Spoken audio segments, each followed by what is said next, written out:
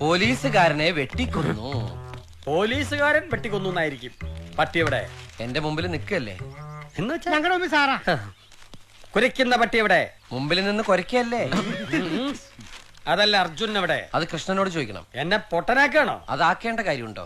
ആ, അർജുൻ എന്ന് പേരുള്ള നിന്റെ പട്ടി എവിടെ എന്നാണ് ചോദ്യം. എന്റെ പട്ടിയെ പട്ടിന്ന് വിളിക്കരുത്.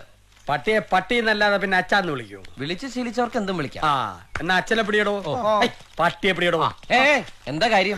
ഡിപ്പാർട്ട്മെന്റിൽ നിന്നും വന്നിരിക്കുന്ന കടലാസ. ഓർഡറാ? ഓടിക്കോ. ആ, ഓർഡറാ.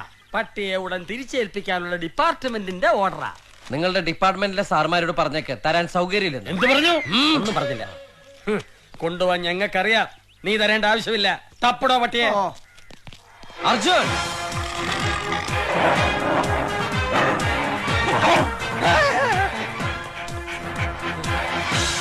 നിന്നെ പോലീസ് ഡിപ്പാർട്ട്മെന്റിലേക്ക് തിരിച്ചുകൊണ്ടാൻ വന്നതാ ഈ സാറ്. നിനക്ക് പോണോ?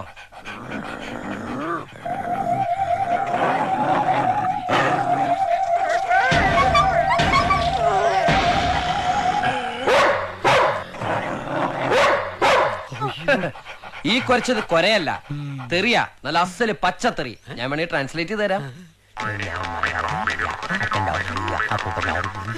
പട്ടി ഇതൊക്കെ എങ്ങനെ പഠിച്ചത്? പോലീസിലായിരുന്നില്ലേ?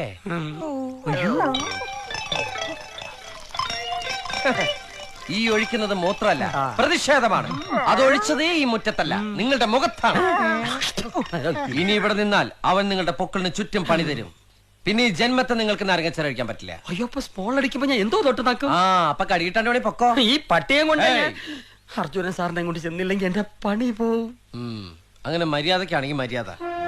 പിന്നെ അത്രയ്ക്ക് അത്യാവശ്യമാണെങ്കിൽ ഈ നാടിനു വേണ്ടി ഞാനൊരു വിട്ടുവീഴ്ചക്ക് തയ്യാറാണ്. സന്തോഷം. പക്ഷെ ഡിപ്പാർട്ട്മെന്റിൽ ചെന്ന് പറയണം എനിക്ക് കുറച്ച് ഡിമാൻഡ്സ് ഉണ്ടെന്ന്. എന്തൊക്കെ തന്റെ ഡിമാൻഡ്സ്? കേക്കട്ടെ.